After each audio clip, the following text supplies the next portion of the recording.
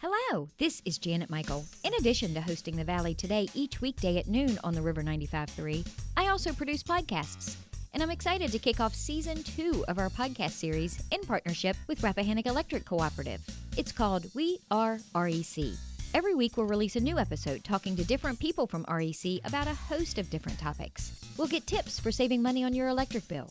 We'll talk about renewable energy and the impact it can have in our communities.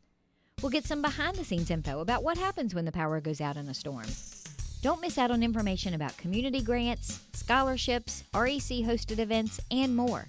Get every single episode on our website at theriver953.com under the podcast tab, or you can subscribe for free in Apple Podcasts, Google Podcasts, or on Spotify. Just do a quick search for We Are REC.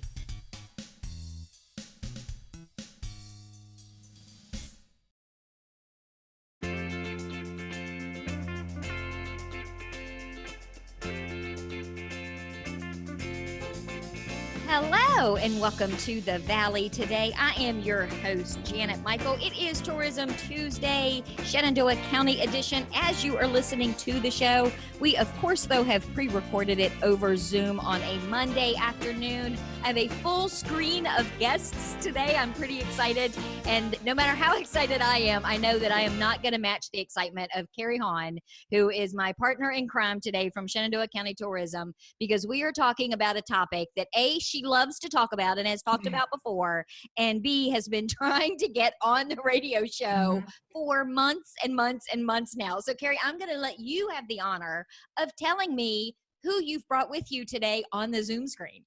I am so excited to share with you that I have brought, or that on the screen with us today is Thomas Stevens, who is the park ranger and director there at the Seven Bend State Park, and also David Brutman, who is the director of the Friends of the North Fork of the Shenandoah River. And we have been wanting to get this group together to talk about the opening of the Seven Bend State Park, which is something that has been in the works in the town of Woodstock in Shenandoah County for years and years. And I know that Mr. Stevens can tell us a lot more about that. But the park officially opened. Can you remind us what date that was supposed to? We were supposed to have a grand opening earlier this spring, and then the COVID thing happened. And would you tell us a little bit about that? Yeah, sure. A lot of things happened. We had several openings planned going back to fall of 2019, and there were some construction delays. And then we had planned on a May the 1st of this year opening, and COVID-19 obviously pushed that back. But the park is open. We never technically had the park closed. We would close off sections, as sections would be too dangerous for visitors as construction was occurring. But we were never closed. It's the river's always accessible. It's just in what form or fashion. But the park is open. We plan to have an opening event at some point in time. It's just what time that's going to be is uncertain due to COVID-19 still looming. Ranger Tom, and I'm going to call you Ranger Tom now because I think it's awesome that that's the name down in the bottom of your Zoom screen. The Seven Bend State Park is a little different from what people might think of from a national park perspective, because you're a day park. I don't come there and spend the night in camp, right? No, not right now. For right now, Seven Bend State Park is a day use only park, and that means it's open from 6 a.m. until dusk, which is 30 minutes after sunset. And it's because there are no overnight facilities here just yet. There is a master plan for Seven Bend State Park, which does include putting in some overnight facilities at some point, but a master plan is a 30-year document. So for right now, it's a day use park. And so what we feature currently is 8 miles of hiking trails. We have 2 river access points that are 3 miles apart from each other. And typically that would take an average 2-hour float by tube or kayak. And we also have picnic areas. Carrie, I know that you have done most of the things that Ranger Tom has just mentioned are available at the park. What have you done at the park so far? So far, I've gone with my family and my dog, and we have hiked a lot of the trails. There's so many beautiful features and beautiful fields and beautiful mountains to see. There are beautiful, and I keep saying the word beautiful, it's really beautiful. This place is amazing. There are bluebird boxes so that you can see, and there was wildlife. We saw deer, and my dog saw the deer, and that was really I was really grateful that, you keep your dog on a leash. But we even took my daughter's senior pictures there. We had her bring her cap and gown, and we took some great photos of her there because just the scenery is really amazing. I know that my mother-in-law, who lives in an apartment, she has been able to sort of get out during COVID. She doesn't want to do a whole lot of shopping or, going out and socializing. So she could just go out there, and she's parked her car and she just sits on a bench near the entrance and just takes in the scenery. And then very recently, I've been dying to do the 3 Mile River stretch. And so we put a car in one space, and then we shuttled our kayaks and floats. And it was about a 1.5 to 2 hour float the day that we did it. And it was amazing. It was just a really wonderful day to be on the river. So I'd love to, if Ranger Tom could talk a little bit about the way that the park is laid out and how there are 2 entrances. They're really close to the town of Woodstock, so there's a lot of amenities that you can go to in town, places to stop and have lunch or get your takeout and bring and have a picnic at the park. But if you could talk a little bit about what's around and how there are 2 entrances to the park and how that works out. Yeah, sure. So there are 2 entrances, and either one of the entrances are just about a mile, give or take, outside of the town limits of Woodstock. So it's not far at all. And the premise behind it is our southern entrance, which is off of South Hollingsworth Road. That is where the upstream boat launch is for the park. And then the downstream boat launch is at the other entrance, which is the Lupton Road entrance. And so, again, the premise is that you go to the South Hollingsworth entrance, and that's where you would put in your canoes or kayaks and you float down to the other entrance. And while there are 2 entrances, both sides have they're the same in that they have, restroom facilities, picnicking spots, boat launch access to the hiking trails. They're the same in that, but they're also very different. You'll find different fishing spots at both of the different entrances. There's a little bit more of the riverside hiking trails on the Lupton entrance. There's maybe a little bit more river access because of the more riverside trail on the Lupton access. But the Hollingsworth entrance has more of the mountainous, more difficult trails access. But you could, again, they're so much alike, but so much different. Yeah. I just encourage guests to check out both sides if they're not floating. So just go to both sides. Can you access by foot either side? Yeah, you can. There are hiking trails that you can hike from one entrance to the other. It would be a pretty strenuous hike. Might take you about 30 minutes to an hour and a half because it depends on your fitness levels. But the more popular thing would be to drive because the 2 entrances are only a couple of miles apart. And that's what most people do. Most people will do the shuttle thing. They'll drop a vehicle off on one side, then go back to the upstream side to float. And then when they're finished, they have a vehicle there for them waiting to drive back to retrieve the other vehicle. However, I'd like to challenge people to mix it up some. What if you left your bikes at the Lupton entrance and then drove to the Hollingsworth entrance, and then you floated down to your bikes, and then you could bike the mountainous trails back to pick up your vehicle? Where would you put the tubes? I'm in my head. I'm working through this in my head thinking I want to, of course, do it in the least physical way possible. But my husband is one of those guys. He would want to do it so that it's a little bit more. And I'm thinking, wait a minute, if you do that and then you get out of the water to get on your bike, where do you put I guess you let the air out of them, wouldn't you? Well, you could just leave your tubes there at the Lupton entrance, and then once you get back to your vehicle, you can go and pick them up. Clearly, I have never tubed anywhere in my life. I have caught so much grief from this over the years from river guests. I have never, other than standing on the banks of a river, been in the river in my life. Well, when you do decide, Seven Bends is a great place for it because it's a 3 mile stretch and it's a very easy stretch. The North Fork of the Shenandoah is known for having very limited access, public access. And not only that, but the public accesses are very far apart from each other. So Seven Bends being a 3 mile stretch of river, it's a nice easy float, especially for first timers or families. And, whereas most sections of the North Fork, you might have to get out and walk your canoe or kayak, or have to maybe portage around a dam, that doesn't exist at the section of river at Seven Bends. It's just a nice, easy, slow going float.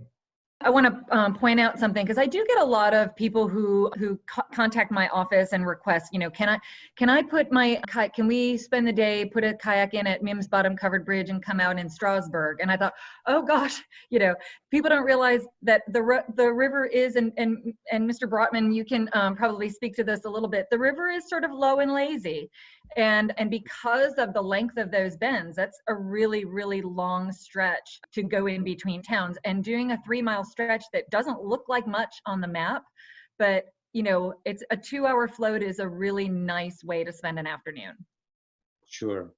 And just to put perspective on it, and it depends on the sources you look at, the North Fork of the Shenandoah, the full length of it is somewhere between 96 and 108 miles, again, depending on your source.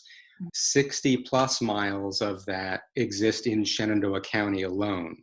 That gives you a pretty good idea. Like if you take the Route 11 miles, but then compare that to the number of miles along the river, you can see the difference that makes to those bends that you're talking about. That 1.5 to 2 miles per hour flow, unless we're right after a rainstorm and flows are really up, that's pretty typical for the river, wherever you are.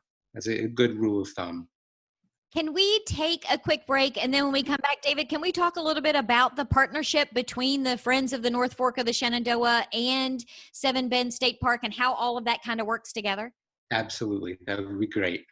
All right, we are going to take a quick break. When we come back, we're going to continue our conversation for Tourism Tuesday, Shenandoah County Edition. We are sharing a Zoom screen on a Monday afternoon with Carrie Hahn from Shenandoah County Tourism. David Brotman is also on the screen. He is an executive director of the Friends of the North Fork of Shenandoah River. Ranger Thomas Stevens is with us. He is the chief ranger at Seven Bend State Park. We're going to talk more with them in just a couple of minutes. Do you know anyone who is struggling with financial hardships because of coronavirus? Our new webinar called Coping with the Money Crunch can help. We'll talk about immediate options to consider, revising or creating a spending plan, and lots of community resources. Then we'll cover how to narrow your priorities, contact creditors, and avoid scams and risky loans. The webinar is free, and you can either join by phone or through Zoom on a smartphone, tablet, or computer. You can find out more by visiting the Northern Shenandoah Valley Financial Education Program on Facebook or calling Karen Poff at 540-635-4549. Let me show you how to make your own plan or help someone you care about get through the crisis. Call 635-4549 or visit at NSV Financial Education on Facebook today.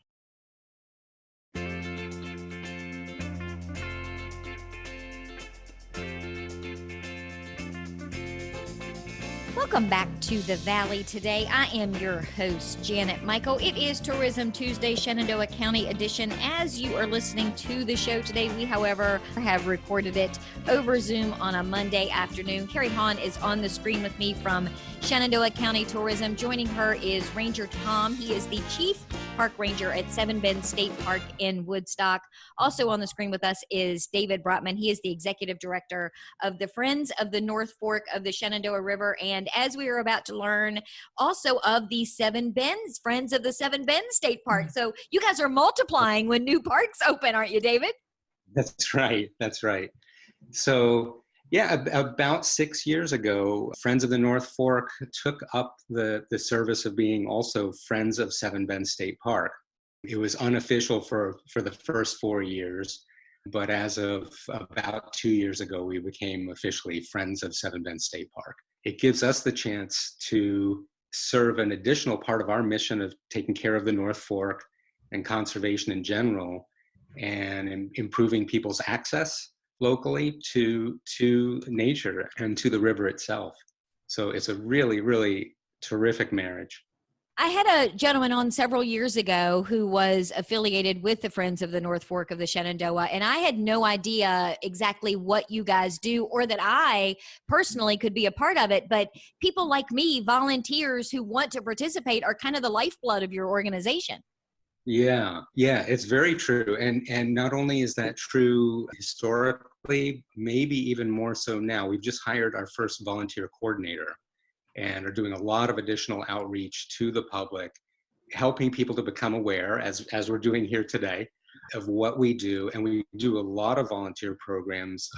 Traditionally, we did two official large river cleanups per year and a number of smaller cleanups throughout the year. And that's sort of the go-to for any watershed conservation organization is to help keep things clean. When I came on board a year ago, I thought we could probably do more than that, given the population we have and everybody's love. I mean, people live in the Shenandoah Valley because of their love of nature. And the river has everything to do with why people settled here in the first place.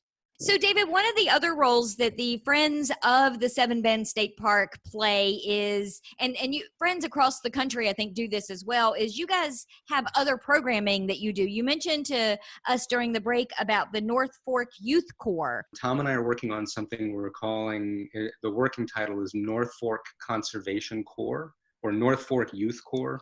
And it's very youth corps oriented. It's not official yet, but we are working on getting that going. We got a grant for a natural playground, a $12,000 grant from the Garden Club of Virginia, making them a great partner for the park. And we're seeking other stakeholders, people locally who would be interested in helping develop that park. There's still a lot of feature building to get to, that we need additional funding for that and involvement for that.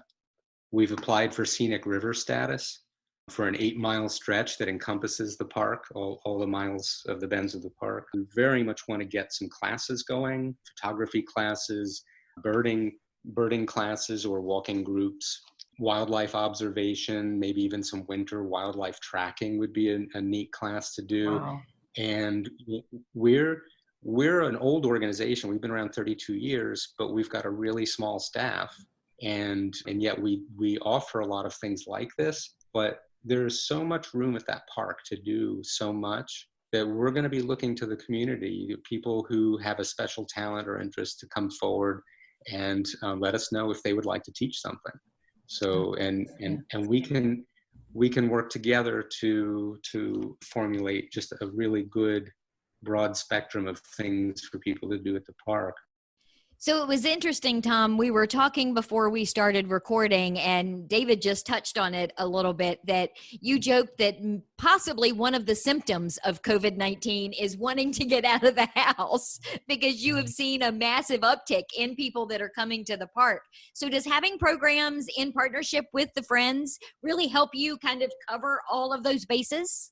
Of course, anytime that we can provide a structured program to the public in a park setting is beneficial not only to the public but to the park as well, because that takes kind of the guesswork out of it for the public. And that's exactly one of the negatives of increased visitation in parks is that, you know, with any increase in visitation, there's going to be increase in issues. And parks as a whole, Seven Bends isn't a great baseline because we just opened, so we don't know how many people to expect. But in Virginia State Parks as a whole, visitation is up several 100% from last year. So what we encourage any guest that wanted to come to any Virginia State Park is one thing that we're pushing is the Know Before You Go campaign or the Recreate Responsibly campaign. And it just encourages people to do your research before you go to any public lands, not just Virginia State Parks. Visit our website, leave no trace principle. If you bring it in, bring it out with you. That would honestly, if people would do that research, that would take care of most of the issues that we see in parks, because most of the issues are people coming when the park is already at capacity and there's nowhere to park. So people start parking on the grass or on vegetation and it kills the vegetation, or they didn't know that they had to, you know, pack out their trash, or they could just leave their trash wherever they wanted, things of that nature. So it just lessens the impact, not only on the resource, but the staff, because we've got limited staffing as well. You mentioned coming to the park. Is there a fee? Is there a fee that I pay to get in? Do you have a day pass? Can I buy like a year's pass? How does that work to be able to access the park? You do have to pay Virginia State Parks. The way Virginia State Parks does it is they have a parking fee. It's not an entrance fee like other places might do. So if you're parking a vehicle at Seven Bend State Park, it's a $5 fee, and it is an honor pay system. And once you get to the park, you'll see it. There's signs there, and you take an envelope, you put your money in the envelope, and you deposit it in a safe that's there. Or you can pay with a credit card. There is a QR code listed on our kiosk where you can scan the QR code, pay with your credit card, and then you put that code on that envelope instead of cash. Or you can buy an annual pass, like you said. That's honestly the best deal. An annual pass is somewhere between $60 and $75, and it's good for every Virginia State Park. It's not just good for Seven Bends. So that encourages people to go ahead and visit. If you're going to buy an annual pass, you might as well use it. Visit the state parks that are close by, or venture out a little further. Janet, I'd like to put in a plug on volunteerism. It's so much, as you mentioned earlier, it's so much of what we do. And through both as Friends of the North Fork of the Shenandoah River and as Friends of Seven Bend State Park, there's so much opportunity in volunteering around here. As far as the park goes and volunteering through Friends of Seven Bends, Friends of Seven Bends had a big hand in helping Tom and his crew with the trail building. And there's more trail building yet to be done. That's an ongoing part of park development. And they get a lot of use. I mean, people are really flocking to the trails. And there's, of course, always cleanups. There are bluebird boxes that we worked on a partnership with Master Gardeners of Virginia, or Master Naturalists. And now there's a bluebird box monitoring program. Carrie, maybe you mentioned that early on, that you've been involved in that. And how can people get more information, David, about being a volunteer or becoming a member of the Friends of the North Fork? You can write, and I hope the microphones are good because this is tough over the air. You can write to us at friends in the plural, at fnfsr.org. FNFSR, Friends North Fork Shenandoah River.org. And no worries, everyone who's listening right now, the links to all of this will be up on the show notes page. So you don't have to pull over your car and try and write it down since you can't rewind the radio. It'll all be up on the website. Ranger Tom, let me ask you, if somebody wants to get more information or they want to see the trails, I know you have a park map kind of on your website. Where is the best place for people to go to get more information about Seven Bend State Park? Yeah, so dcr.virginia.gov/state-parks. That's where you can go. You can select the park that you want to visit. You can select Seven Bends, and on there you will find any information that you'll need to know. What's available, what's nearby, what's there to do, the park map, whether that park is currently closed because they're at capacity. So any information that they might need would be there on the park's website. And I noticed at the end of that website, I will say too, an even simpler way is I literally just Googled Seven Bend State Park and you guys came up first. So good job for that. But at the bottom of that page, it has some events and programs, and you're going to be doing a talk with a beekeeper coming up later in August. Correct, and it's going to be an ongoing program. So Seven Bend State Park has another cooperative agreement, just like with Friends of the North Fork of the Shenandoah River and Friends of Seven Bends, the Shenandoah County Beekeepers. They have a training and educational apiary at Seven Bend State Park, and we wanted to provide some sort of information to the public on pollinators and pollinator habitat. So this is the public's chance to ask a beekeeper, very experienced beekeeper, anything you might want to know about bees, about apiary, about beehives, or pollinators and pollinators habitat.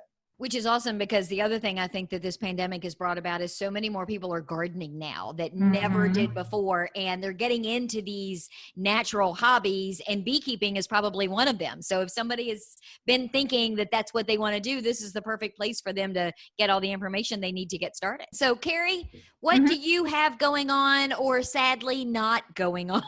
Yeah, unfortunately, my final announcements, which I always like to give a few announcements at the end of the show, but our final announcement, the famous Route 11 yard crawl is going to be canceled this year.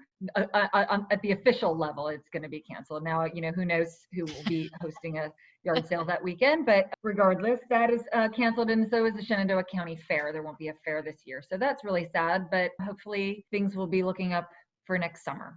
That's just more time people can come enjoy the park. Fill chillier summer. Even though we're going to lose some of these things due to COVID, there's still plenty out there to do, including coming down to Seven Bends.